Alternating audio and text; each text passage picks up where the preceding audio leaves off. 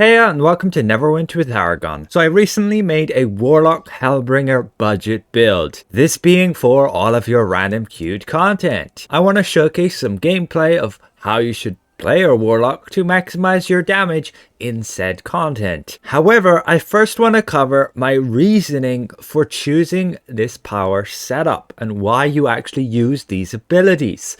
Some of you in the comment section of my previous build video seem to be a little confused. Now, there is no problem using certain powers to create a build that just kind of themes a role-playing sense. Especially in random queues, there's not that much pressure to perform like top level, so it's not a big deal. If you just want to play a warlock which does like necrotic damage, or a warlock that just does fire damage, it's feasible. You'll be able to do okay damage, but we're talking about what you want to use to optimize. And so I'm going to run through a list of why I use the things I do. And I'm not just taking all of this from my own experience. I've talked with players who run the master content with me, like Xemnit's Reliquary, Tiamat, the Demon Web Pits, all on the master level, and they perform very well on their warlocks. So yes, I'm essentially copying what they do, and I've talked with them, asked what their reasoning is and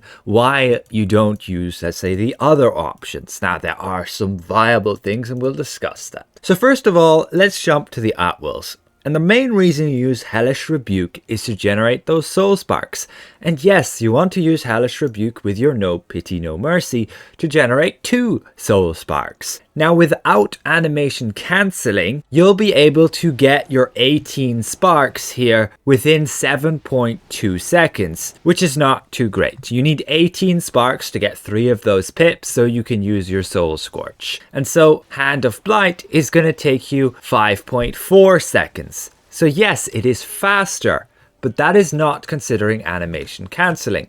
If you use animation cancelling and even use the keybind, you can use Hellish Rebuke and get just below 4 seconds, at 3.9 seconds to get 3 stacks of those sparks. So that is why you use Hellish Rebuke, and that is why you want to learn to animation cancelling it, because you get a full 1.5 seconds faster to get those 3 stacks of soul sparks to be able to cast Soul Scorch, consuming 18 sparks to gain a 3-second reduction to your cooldowns, which is just massive. I'll have my list of details in the video description below. You can check all of that. But we move to AoE damage. What you want to use in AoE damage in terms of encounters.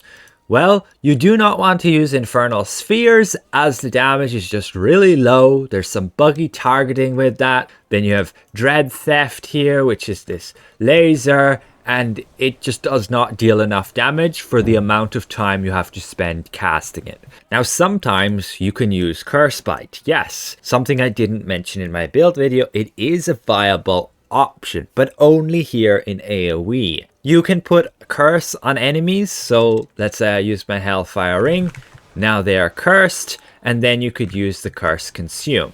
You have to have line of sight with your targets to be able to consume the curse on them. The problem with Cursebite, it has such a massive cooldown. It doesn't just have 12 seconds, it has 2 charges, and each charge has 12 seconds. So the first charge, yes, is going to have that 12 seconds, but then you can cast the second charge, and now you have to wait 12 seconds to get 1 charge, and you have to wait 24 seconds to get the second charge. So it takes forever. And to make matters worse, you can't even reduce the cooldown with your Soul Spark recovery. So ultimately, that combo of Cursebite plus Parting Blasphemy is only really useful when you have a lot of time between enemy groups.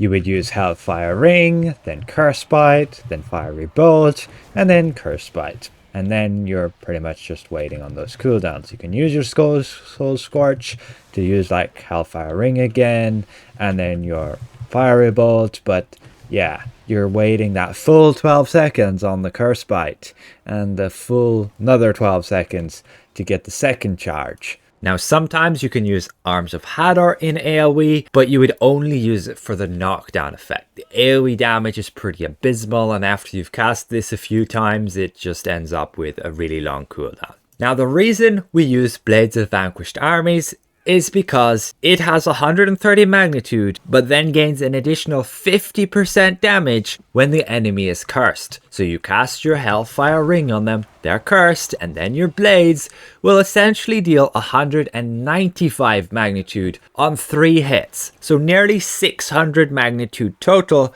on an area of effect power. 600 magnitude, keep that in mind. You compare that with others, and yeah, this becomes a very appealing option for the most amount of damage. Yes, we use Fiery Bolt, again, because it can apply curse to your targets. It's also decent AoE, decent cooldown, but yes, it is only 230 magnitude. So in some fights that might not last very long, the enemies don't have much hit points, you can use just Killing Flames, your single target power, just to finish off the more tanky enemy. It depends on the content. And then, of course, you want Hellfire Ring, and you absolutely want that all the time. The reason is because of the damage over time, it applies the curse, and also your soul investiture. With risky investment, you can gain 20% additional damage boost due to your soul puppet getting resummoned. Now, the way this works is Hellfire Ring will attempt to summon a soul puppet every time on its dot. So just having Hellfire Ring, you can see you gain easy soul investiture stacks, and it keeps refreshing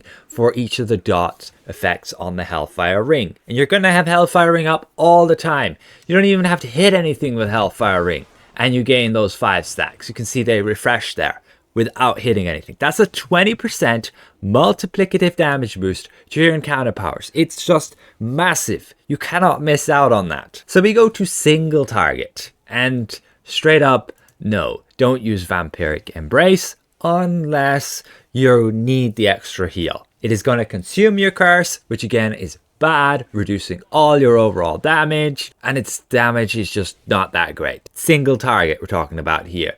275 is minuscule. Dreadtheft again is bad in single target. It's just way too long cast time for that damage. And Cursebite also bad. Its cooldown is just way too long for single target, and you cannot reduce it with your Soul Spark recovery. Now sometimes you can use Hatter's Grasp, and you would only use it for the crowd control.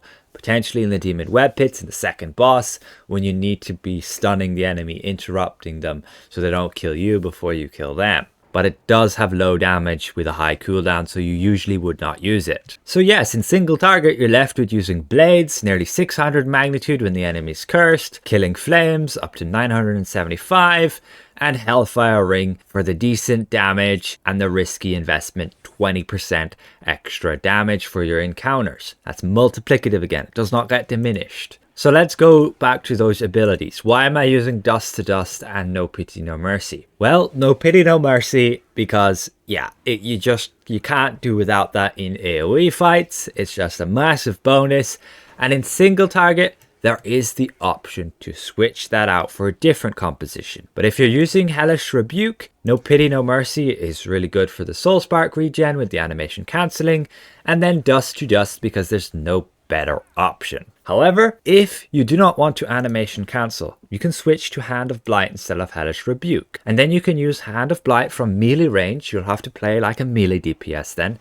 And you can switch to All-Consuming Curse and Deadly Curse. This is a viable option. You will gain your sparks a little bit slower, and thus you are nerfing your overall damage, but it can allow for avoiding having to animation cancel. So then let's go to the feats. Well, you totally want Power of the Nine Hells. That is what creates your Hellfire Ring to try to summon a soul puppet every time on its dot, triggering the risky investment, giving you 5 stacks very quickly. Then your second pair of feats, you want Warlock's Curse for the 12%. But as we mentioned, if you want like a burst damage build, just one-shotting enemies, Parting Blasphemy can be very nice with Cursebite. Third set of feats, 100% risky investment. That's a 20% multiplicative damage boost to all your encounters, which is the majority of your damage. The bottom feat here is no longer needed at all. Every time you cast Hellfire Ring, you're attempting to summon your soul puppet, so there's no problem keeping him around. And Creeping Death versus Executioner's Gift. Creeping Death is usually better, especially in single target content these days, dealing up to 10% of your overall damage. Executioner's Gifts can again be somewhat viable in burst AoE, But when you look at the two and compare, Creeping Death still deals just as much damage as Executioner's Gift in AoE, especially when the enemies live for a bit longer than a second or two. And lastly, absolutely Soul Spark Recovery. Reduces your cooldowns by 3 seconds when you spend 18 of those sparks, versus Wrathful Souls, which just reduces your cooldowns by half a second whenever your Wraith attacks. Your Wraith will only attack every 1.5 seconds, so it's going to take 9 seconds for your Wraith to reduce your cooldowns by 3 seconds, versus Soul Spark Recovery, where you can get 18 of those sparks within less than 4 seconds, animation cancelling Hellish Rebuke and reducing your cooldowns by 3 seconds. So again, Wrathful Souls will take 9 seconds to reduce the cooldowns by 3 seconds, and Soul Spark Recovery will take as little as 4 seconds to reduce your cooldowns by 3 seconds. So yeah, 100% take this feat. And that is it. That is my explanation of why you use those powers, and that's what you want to be using on the Warlock to improve. It can be a little confusing why you should use what, because they don't really make sense with a lot of dot effects, curse synergies, so on and so forth. So hopefully this helps some of you. I was going to throw in some gameplay on top of this, but I don't think I will. It'll just end up way too long. It's better off just making that in a separate video. But again, all of these details are in the description below, and feel free to leave your comments. How well does this work for you? And definitely when running questing, it can just be really easy to just run the Hellfire Ring, Cursebite, Firebolt, Cursebite, and everything should be dead. Something, again, I didn't mention in my budget build, which I probably should have. So, thanks for watching, and a special thank you to all these channel members for their added support. We'll see you guys around. Goodbye for now.